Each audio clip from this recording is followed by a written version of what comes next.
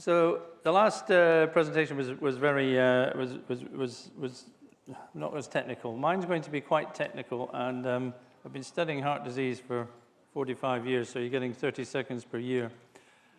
And what I'm talking about is in part about cholesterol and heart disease, and why it isn't cholesterol that causes heart disease, because so many people think that it is. But if it isn't cholesterol, what is it? Now, this goes fast. We're talking about heart disease. It isn't heart disease. Well, the disease we're talking about is atherosclerotic cardiovascular disease. The disease is thickenings in your vascular system. Then I'm going to talk about the current thinking and where it fails, and then I'm going to say, well, is it multifactorial? And I'm going to do, as I say, I'm going to then look at the process. So what is cardiovascular disease? It's a disease that affects the larger arteries in your body. And this is just a very schematic diagram. Basically what happens is a thickening builds up in an artery, and then eventually the thickening might burst, causing a rupture in that area, which completely blocks the blood vessel. So that is atherosclerotic vascular disease. It is not a disease of the heart, but it affects the heart. This is a kind of timeline of sorts. This is the sort of thing you'll see if you look up Google. On the left, we have like a normal blood vessel. And on the right side, we have an advanced or vulnerable plaque. And you start off with a little bit of what they call a fatty streak, and then it builds up into an advanced vulnerable plaque. Now, there's an awful lot of blood vessels in the body. This is one of these things where they remove everything and just leave blood vessels. I don't know how they do it. But the blood vessels we're talking about are about sort of, they are arteries only. So where does it happen? Well, you've got 4 parts of your circulation. The heart pumps into the lungs, the pulmonary arteries. You don't get any plaques here. You don't get any plaques in your pulmonary veins either, although they contain oxygen. You don't get any plaques in your veins, all right?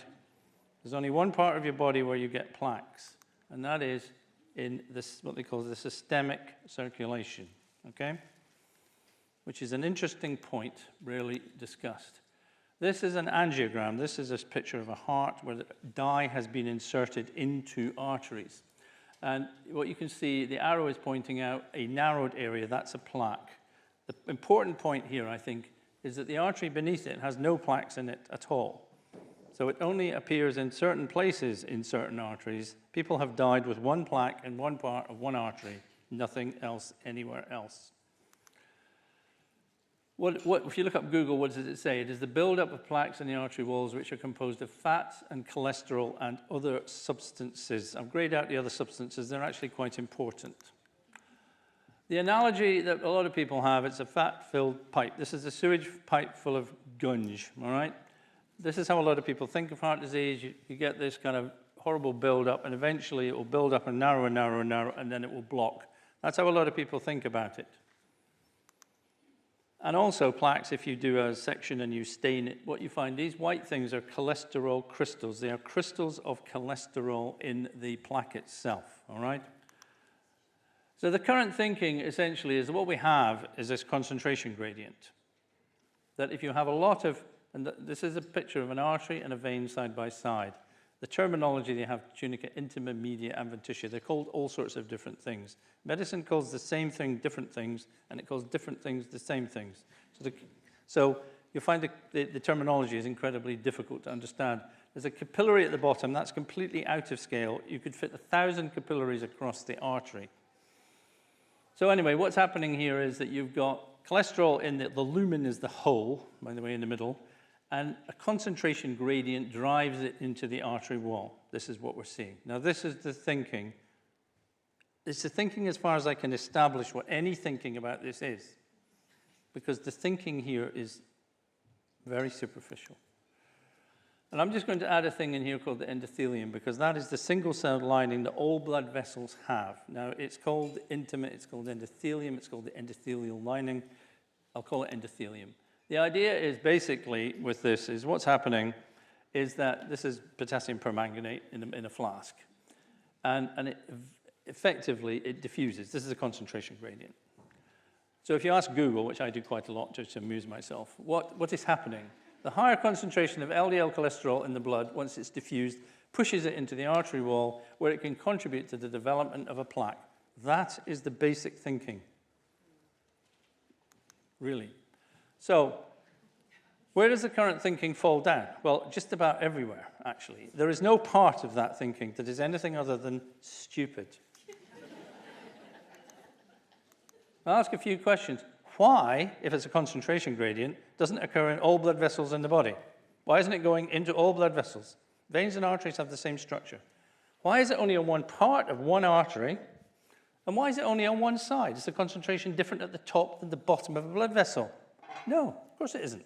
So how can this possibly be happening? The analogy of a fat-filled pipe is also completely stupid, because what you'll notice is we have a pipe, and we'll call that blue bit the endothelium, the lining, the single-celled lining. Is any of the fat squeezed through that? Is any of the fat anywhere else? No, it's all on top of the endothelium. None of it's gone through. And as we've seen, plaques sit underneath the endothelium. The endothelium is a single layer of cells, and it sits here, here, and here. The plaque is all underneath it. So if you're going to have diffusion, it has to get through the endothelium. And you might think, well, that's quite easy. I'm going to tell you, no, that's not easy, all right? This is like trying to get into a maximum security prison. The body doesn't let things in and through itself willy-nilly. Just to remind you, we do not actually have a cholesterol level in our blood. My favorite picture of shock. There is no cholesterol floating in your bloodstream. What you have is a lipoprotein. There are many lipoproteins. This is showing about 7. There's about 500 different ones now. You've got big ones called the chylomicron. You've got little ones called the high-density lipoprotein. The density is to do with whether it would float or sink in water, effectively. They all contain cholesterol inside them, and they all contain fats inside them, mostly joined together. The one that we're worried about, the one that kills us, LDL. This is the one, apparently, that somehow fights its way into your artery wall. None of the others do anything. LDL apparently sucks it out of the artery wall. That, again, is the concept of insane stupidity. This is a low-density lipoprotein molecule. Look for the word cholesterol. Can you see it? You can see free cholesterol makes up 8% of an LDL molecule, and that is in the cell membrane. The rest of it is things like phosphatidylcholine, whatever the hell that is. And the wiggly thing is the protein that's wrapped around the molecule itself. That's the thing that locks onto an LDL receptor and allows it to be incorporated into the cell. Cholesterol crystals, yes, that's proof. Cholesterol's in there. It is in there. If you actually read the research, the cholesterol that is in plaques comes from red blood cells. Red blood cells have the greatest concentration of free cholesterol in the body, and the only place you can make a cholesterol crystal from is a red blood cell membrane. So you're going to have to explain how a red blood cell forces its way into the artery wall. 50% of circulating cholesterol is carried in red blood cell membranes. 50%. And in fact, the reverse cholesterol transport system that everyone waffles on about, that happens through red blood cells, not through HDL. LDL also has a twin brother, an evil twin brother, called LPA. You may have heard of this, you probably haven't.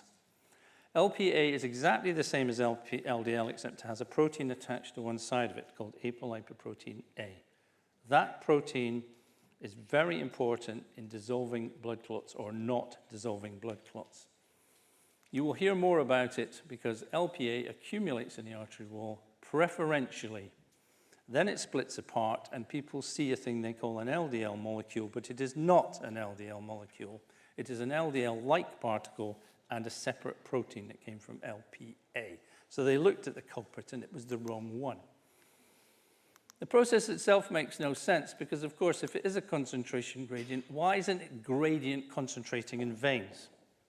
Veins are, if you take a vein from the leg and put it into the heart as a coronary artery bypass, it will develop atherosclerosis very rapidly. And it's still got an endothelium.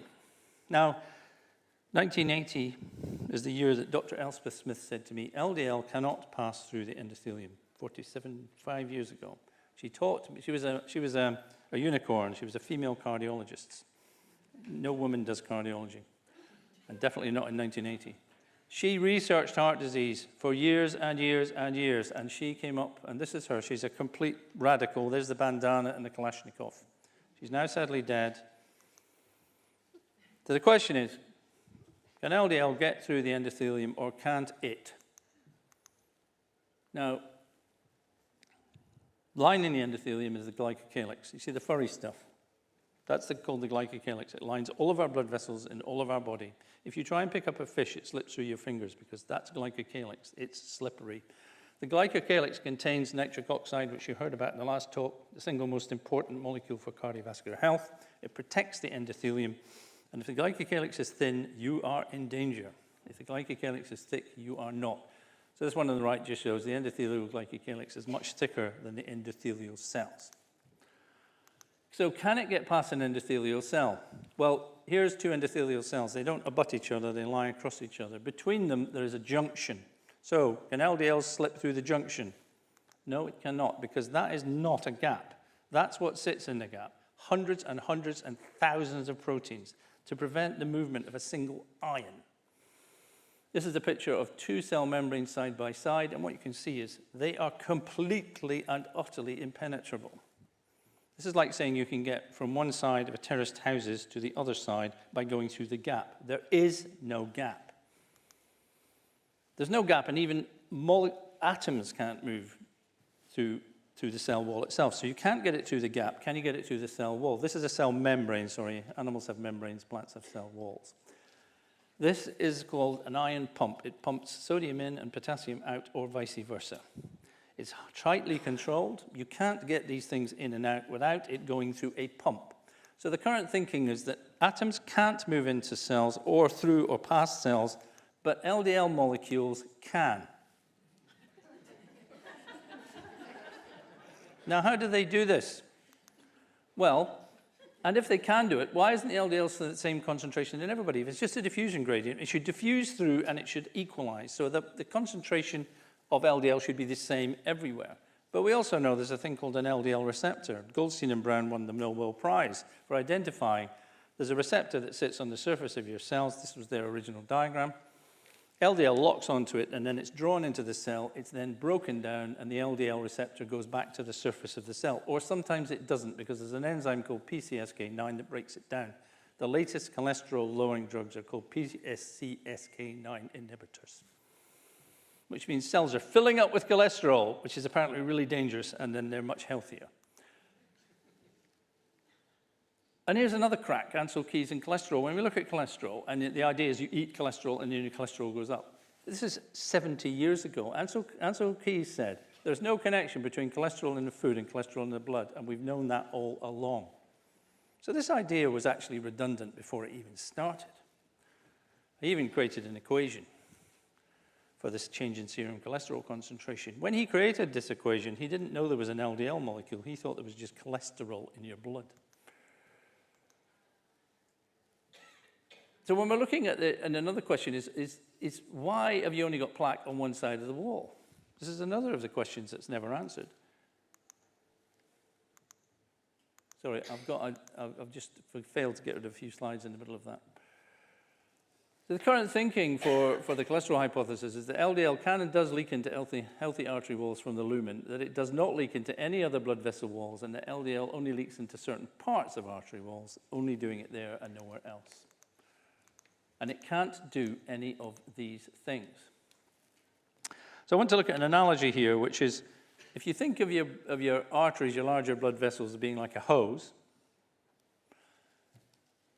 and the hose reaches a sprinkler, and what we can see here is a leaky garden hose, then none of the blood or none of the water would reach the sprinkler, would it? So you'd have nothing coming out the end. So the purpose of the larger blood vessels is to transport the water to the sprinkler head. What is a sprinkler head? It's the capillary we talked about earlier. Now, the capillaries are very, very small blood vessels. And they're about one cell thick, and they're about 1,000th the size of an artery. You've got three sorts of capillaries. You've got continuous, fenestrated, and sinusoid. Continuous capillaries are impenetrable to anything, and they exist in your brain. So at the very smallest level, the capillaries are in your brain. That's the blood-brain barrier. The continuous capillary is your blood-brain barrier. However, most capillaries are fenestrati. They've got holes in them. And some of them are sinusoid. They're just completely open. So these tiny small capillaries, LDL, and everything else can just leak in and out. That's required because obviously if the blood reaches the kidneys, things have to be able to move in and out of the blood vessels to be transported out of the body. I'm not going to talk about the size of these things. All arteries and all veins have capillaries running through them, inside the artery wall. They're called vasa vasorum, blood vessels of the blood vessels. So if you think about that, we have a situation whereby the blood vessels are running through the artery wall, the capillaries are running through the artery wall, and LDL can leak in and out of the capillaries at any speed at once. So there's no need for LDL to get through the lining of the artery to get into the blood vessel wall. It doesn't have to exist, that process, because it can leak in and out fully through the vasa vasorum. Second point you have to know is veins have more vasa vasorum than arteries. So the entire concept of LDL leaking out of the lumen in the artery is completely wrong. Sorry, I've repeated that.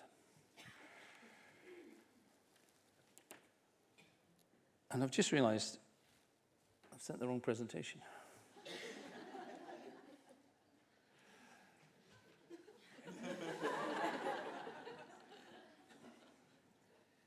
It just tells you've got to check things when you send them. So it's not cholesterol that causes heart disease. If it's not cholesterol, what is it? And I'm going to do this bit off the top of my head because I can. What causes, and we'll go back to Elspeth Smith, and she was the first person that said to me in a small group meeting that LDL cannot pass through the endothelium. She also said that blood clots are the cause of heart disease. And what happens is you damage the lining of the blood vessel wall, which we've seen earlier, or the glycocalyx. A clot forms at that point. A small blood clot forms at that point, and then it is repaired. So we have a three-stage process. You damage the artery wall, the endothelium, a blood clot forms, and this has all been shown in millions of studies, and then a clot forms at that point. It is covered over by new endothelial cells. Because floating around in your bloodstream are things called endothelial progenitor cells. They are immature endothelial cells. If they spot an area of damage or they spot a clot, they cover it over, and then they grow together and they form a new layer of endothelium. And that is how a blood clot and the red blood cells and all the cholesterol contained within it ends up underneath the endothelium. That's how it gets into the artery wall. Now, mostly at that point, white blood cells called macrophages come along and chomp away at it, and they get rid of it, and it's gone. So this is happening in all your blood vessels at the moment, right now, I hate to say it, but at a low level. Studies have shown that if a healthy human volunteer smokes one cigarette, the smoke from that cigarette gets into the lungs, and the lungs are quite leaky, and they let nanoparticles leak out into the bloodstream. Those nanoparticles hit endothelial cells in the glycocalyx, and they kill those cells. You can measure the remnants of dead endothelial cells at this point. So you can see how smoking damages the endothelium. Diabetes, high blood sugar level. That glycocalyx I showed you, it's made of glucose and protein strands. If high blood sugar levels hit it, it strips away the glycocalyx, exposes the endothelium underneath, and then the endothelium dies. This is how diabetes, high blood sugar level, causes heart disease. It's got nothing to do with cholesterol. It has no effect on your LDL levels. Air pollution. So you've heard about air pollution and heart disease, and everyone says, how does air pollution cause heart disease? It's the same thing.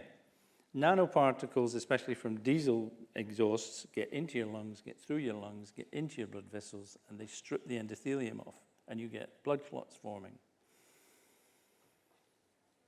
And you can look at almost anything else. I have a slide here talking about, it's in there somewhere, talking about sickle cell disease. You may have heard of sickle cell disease. You possibly don't know what it is. Normally, sickle cell disease, you normally have a red blood cell, looks a bit like a donut, nice and smooth. Sickle cell disease means it looks like a sickle, a sickled moon. It has sharp, pointy ends. So you can imagine having a sharp, pointy-ended red blood cell charging through your bloodstream. It's going to be annihilating your endothelium and your glycocalyx, and it does. And they look at spleens. If you have sickle cell disease, your spleen gets very big because that's where the red blood cells are broken down, and the spleen has to be removed so it doesn't sometimes hemorrhage. And when you look at the arteries of the spleens in people with sickle cell disease, they are full of atherosclerotic plaques, and full of atherosclerotic plaques in their brains. And this, the researchers who found this out said, this is due to the mechanical injury to the endothelium. That's their explanation. And in the study I looked at, the increased risk of ASCVD in sickle cell disease was 50,000%. That's what you call a risk factor. Other things that can damage the endothelium, have you heard of systemic lupus erythematosus? It's an immune disease. Now, this immune disease also is associated with a thing called antiphospholipid syndrome, APS. Antiphospholipid syndrome is where the body says that the cell membranes are the enemy and should be attacked, which says to me that you shouldn't really be able to live if you have this, but seeing as all our cell membranes are made of phospholipids. And what happens is the body starts to attack the endothelial cells. What you get is clotting, and you get heart disease. And a study showed that the increased risk of cardiovascular death in young women with APS was increased by 5,000%. All vascular condition, vasculitis, rheumatoid arthritis causes vasculitis, increases your risk. Kawasaki's disease you may have heard of. It's an inflammatory condition of your vascular system. It affects children. And children aged 4 can have heart attacks who've had Kawasaki's disease. So we're looking at real causes here. Now, another cause that I mentioned is also lead. Now, you've heard of, obviously, they used to have lead in car fuel. It's been taken out, so there's less lead now. A study in The Lancet from 6 years ago said that 200,000 deaths per year are caused by the effects of lead toxicity. 200,000 deaths. Now, how does lead affect you? Well, lead stays in your bones and it's gradually released. And the evidence shows that lead is particularly toxic to endothelial cells. So that's how that causes heart disease and strokes. Chromium's even worse. So when you start looking at what actually causes heart disease, you look at things that can damage the endothelium and things that can damage the glycocalyx. And all of those things increase the risk of heart disease. You will not find any exceptions to this. Now, obviously, once you've damaged the endothelium, you create a blood clot. Now, if that blood clot is particularly large or difficult to get rid of, then you have more of a problem because you've got a bigger, more difficult to get rid of blood clot on your hands. And I can't answer a question. The LPA, which I talked about earlier, sticks to damaged areas in the blood vessel and forms a very difficult to remove blood clot because that protein I talked about blocks the action of the clot buster enzyme, tissue plasminogen activator. Why does it do this? No one seems to really know. But if you have a high level of LPA, you get bigger and more difficult to remove blood clots. Now, you're going to hear about LPA because a pharmaceutical company has just worked out a way to reduce the level by 94%. And it's an mRNA synthetic. It's like a COVID vaccine, basically, which stops your body producing this protein. Other things that can reduce increase the risk are increased fibrinogen levels. Now, fibrinogen are the small strands of protein that stick together to form fibrin, and they wrap around the blood clot and form and stop it from being broken down. A study in Scotland, which was one of the first that alerted me to this, found that the single most important risk factor for dying of cardiovascular disease was a high fibrinogen level, a clotting factor. So you get the blood clot forms, the blood clot, if it's bigger, is more difficult to get rid of. And the final thing you've got to look at is repair, because this is actually going on in most people in their blood vessels all the time. So if you damage the repair systems, you are further causing a problem. Now, what damages the repair systems? I'm only going to talk about one drug that does this. It's called Avastin bevacizumab. It's called a vascular endothelium growth factor inhibitor, and it's used in cancer treatment. Tumors release vascular endothelial growth factor to produce new blood vessels to provide them with nutrients. If you stop the tumor producing new blood vessels, the tumor dies. So it's used for cancer treatment. The first VEGF inhibitor was thalidomide. And thalidomide blocked the creation of blood vessels as the fetus was growing, so the arms and the legs couldn't grow, so you ended up with no arms and no legs. That's what happened here. But Avastin or bevacizumab is a new version of this, and it's been around for some time now. Now you can imagine that what VEGF does, it stops endothelial progenitor cells being created, and it reduces nitric oxide synthesis, and basically it causes huge damage to the vascular system through this. They looked at 20,000 patients who were given Avastin and found that over a 2-year period, the risk of stroke increased 1,100% and the risk of heart disease increased 400%. So if you damage the healing up system, you also cause problems. So I sometimes think of it as like potholes in a road. All roads end up potholes, especially in Britain. But if someone comes along and repairs them and covers them over, all is fine. If you stop that repair, you're in trouble. Now, steroids, corticosteroids that are used in various diseases can also interfere with the healing system. So essentially what we have here is a 3-stage process. You damage the endothelium and or the glycocalyx, a blood clot forms. The blood clot, if it's larger and more difficult to get rid of, is a problem. And if you don't have good repair systems, then you will have problems. And this is what Elspeth Smith wrote about 45 years ago. She said that plaques are basically clots in various stages of repair, and that all aspects of cardiovascular disease can be explained by blood clotting. And what she found when she looked at plaques was they were full of fibrin, which is the protein strand that wraps around all the blood clots. She was right. And in fact, the first person who was right was Carl von Rokitansky in 1852. He created a thing called the encrustation hypothesis. He looked at plaques in Vienna, Austria, and he said what he is looking at is blood clots in various stages of repair. That's 170 years ago. This guy said it's all about blood clots. What he couldn't explain is how they were developing underneath the endothelium, because blood clots occur within the bloodstream, not in the artery wall. Had he known about endothelial progenitor cells, which weren't discovered until about 1990, he could have explained that, and we would perhaps be living in a heart disease is all due to blood clotting world, instead of which the cholesterol hypothesis took over, and that is the world that we live in now. It doesn't work. It doesn't make any sense. The only thing that makes sense is blood clotting, and that, ladies and gentlemen, is how heart disease happens. Thank you very much.